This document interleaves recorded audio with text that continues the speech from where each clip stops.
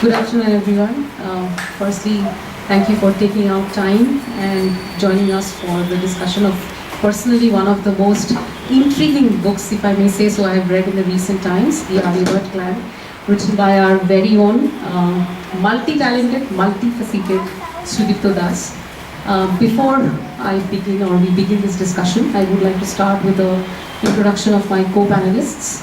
Firstly, we have Rakesh Godhwani, alumni and professor of IAMB and the acclaimed author of books like What to Say and When to Shut Up, Seek Finding Your True Calling and Plunge, Reinvention for the New Generation. Also joining us today is Anshuman Vatsyayan, alumnus of IIT KGP and IMC. He now heads the Data and Institutional Technology at ANZ. And of course, while I don't think he needs any introductions, I'll still introduce, or should I say reintroduce him, Sudipto Das, our very own, very beloved and multi-talented, multi-faceted, I don't know how many adjectives I can add. Sudipto Das is a successful entrepreneur, author, musician, columnist, and a speaker at TED events. A violinist trained in Western classical music as well, right? Sudipto, in fact, debuted as a music composer in 2014, and as we all know, the Aryabhata Clan is his second book. So while I begin the discussion, and Rakesh, we were having a lot of talks back there, I know there are quite a few things, and in fact it's a plethora of questions that you want to ask Sudipto, so let's shoot. So I think I have one more honor of actually introducing Sulagna. Sulagna is, actually when I read her intro, I actually said that we should skip Sudipto's talk and just have her talk. I would support that. Very interesting persona. Let me read out that for you. She's the author of a wonderful book called Monsoon Masala. Her day job is to lead security solutions in Accenture's cyber security practice. She has a dance company and was a hugely popular RJ working across major radio stations for over 14 years. And I just wanted to ask her, why the hell would you not do this and do security, whatever? I know, I do get that question a lot. Let's just say I love to play Dr. Jekyll and Mr. Hyde. Mr. Hyde, okay. Mrs. Hyde. Mrs. Hyde, yeah. Alright, so more on that in some other event. But today I think the main star of our event is Sudipto. I got to know Sudipto by a common friend, a faculty at IIM Bangalore. And I was also involved in his first book talk. And I've read his first book, The Echoes Clan. I think he's a wonderful storyteller. I got this book recently and I'm halfway through. So what I wanted to ask Sudipto, and for the benefit of all our audiences, can you take us through two questions? One is, what is your compelling reason to tell this story? And how did you come across it? And give a little bit of a quick summary of the book so that all of us also know about the Aryabhata Clan. First of all, thanks to all of you who have come here on a Saturday afternoon, right? I believe it's a very intoxicating thing to have lunch and then have a small nap in the afternoon, right? So first of all, that when everybody sacrifice such an intoxicating thing, and please, I must come here, right? So I think the real stars of the event are young people, right? And thanks a lot, Sulagna, and also Rakesh for such kind words for me. Okay. So now coming to this book, Aryabhata Clan. What compelled me, I think,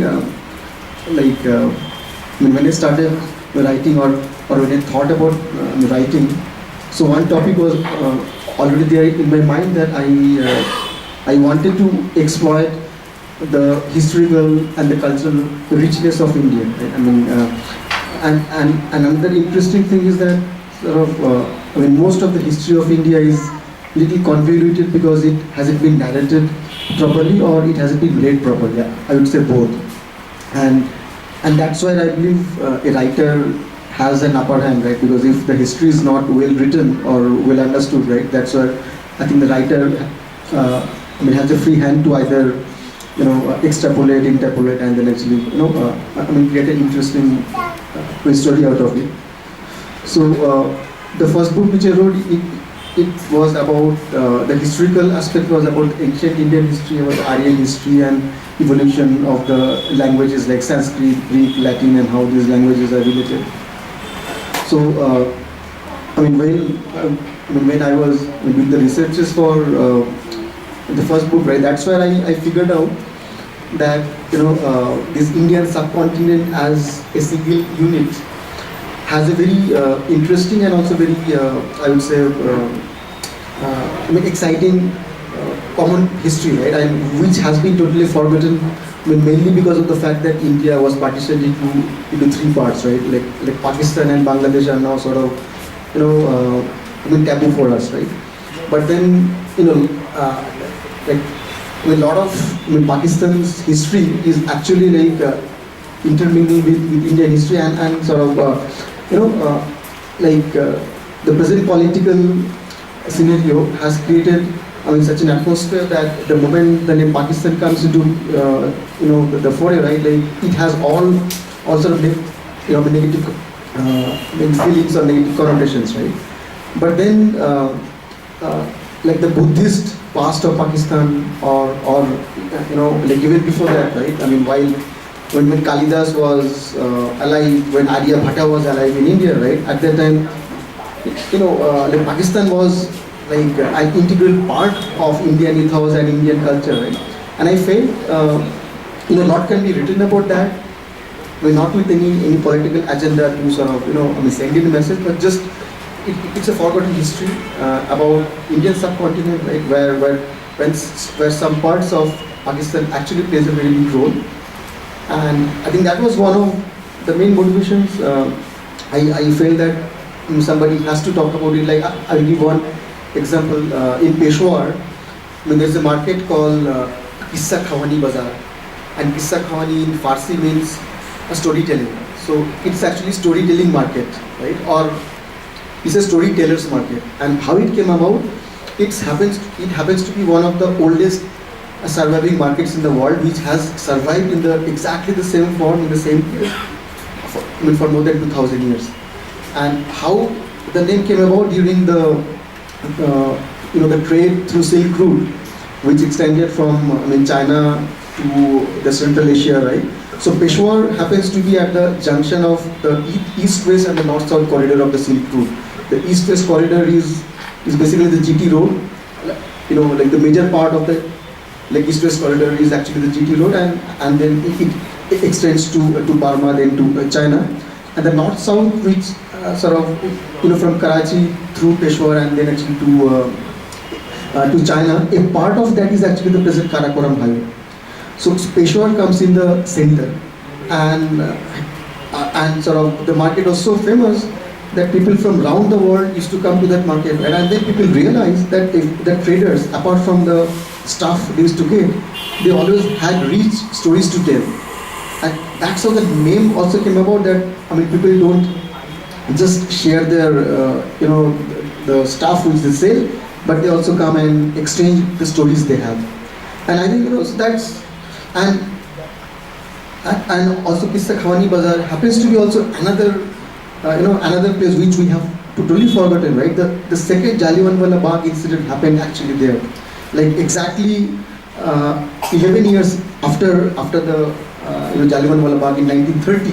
They had an exactly similar incident there in the same place, where the Khudai Ki Khidmat the party sort of, which was the party of the frontier Gandhi, which is Abdul Ghaffar Khan. So these people, and also a lot of the Pakhtuns, or sort of the presently the race which is so much associated with so much violence, right? The Pathans, they were they were doing a non-violent event to protest something, right? And the Britishers actually they killed the Pathans, and it's such an amazing story that none of the Pathan retaliated, because Abdul Ghaffar Khan, he had this instruction, right, that we are non-violent, right? And we are, so Khudai Ki Khidmat means actually the Khuda ka khidmat jo karte, right? Sort of so we are sort of khidmat gars of Khuda, so we cannot fight back, right? And we'll take the bullets, right? And I think It's only a very rare instances, but the Pathans, they didn't retaliate with this badal, because badal is one of the main aspects of the Pathans, where they say that revenge, taking revenge is a part of their culture, right? So so that is also another incident, right? It happened in, I think, like the last major story of the storytellers market who could be this in sort of 1930. So I felt I mean, somebody has to speak about all these things, right? And so that's one aspect about my interest in the background. And then again, I felt in the history, what we have read in the last or what has been written in the last 50 years, right? They have been very colored, right? Either they were written, by the Britishers with a very specific agenda, or they were written by historians who were, like very much leftist, right? And lately, in the last few years, we have another narrative which is, a radical right-wing narrative, right? So we have a radical left-wing narrative, and then again we have a radical right-wing narrative. So I think we are confused what the real narrative is. So I felt it's the need of the hour, or might be like I felt that somebody has to come up and then like talk about history as it is, without any color, without any agenda. So I think these two are the background why I chose being chosen with the entity, and also the way I wanted to write. One more question and I'll let my other panelists take over. You also write from Echo's clan to Aryabhata clan, have this amazing knack of combining multiple topics into a story. So there is linguistics, there's paleontology, there is motifs, there's graphics, there's art, there's music. And then you are also yourself a musician, entrepreneur of VLSI code, and you do all kinds of things. So how are you able to do this in your day job? Do you have a set pattern to read and write? And how do you combine these multiple concepts into a book? Well, about the multiple disciplines, right? Whether it is linguistics or whether history, right? So, if you think, right, sort of, languages. The languages history, right? They are so interrelated with each other, right? Sort of, a lot of both. If you see the politics, right? Politics. Language plays a big role in politics, right? And then sort of the moment language comes, right?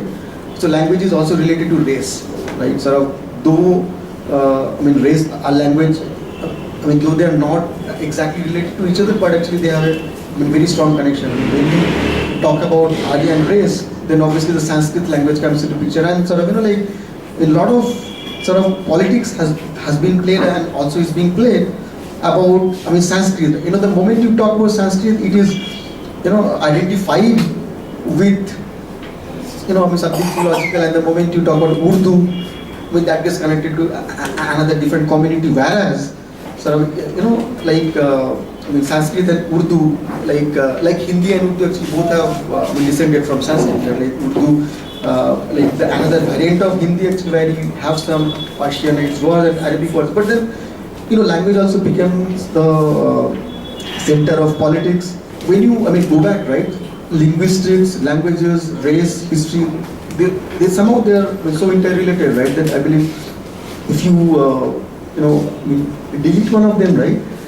Like the entire narrative becomes incomplete, right? So it's not that intentionally I sort of just to incorporate so many things. It's not like that. I felt the entire narrative is incomplete without linguistics, without origin of races, without the history of the country. Right? So that's about the disciplines, right? And now how I manage, I think I don't manage actually. Like it's so things fall apart, right? And I think my wife is the biggest sufferer for all this thing. Incidentally, she's not there because my kid has some class, right? So I think if you ask her, then she will say no, he doesn't manage. So I think manage hota bhi nahi hai. So I mean, you can't. I mean, when you have to spend time for music, right? I mean, for hours and hours. I think like we just forget about everything else and we do only music, right? And our better halves, they know that how much management they're doing. And the same thing when I have to write. I mean, I forget about everything else, right? So like, I think multitasking to kabhi hota nahi hai. I don't know. So people who does multitask, I think they're genius.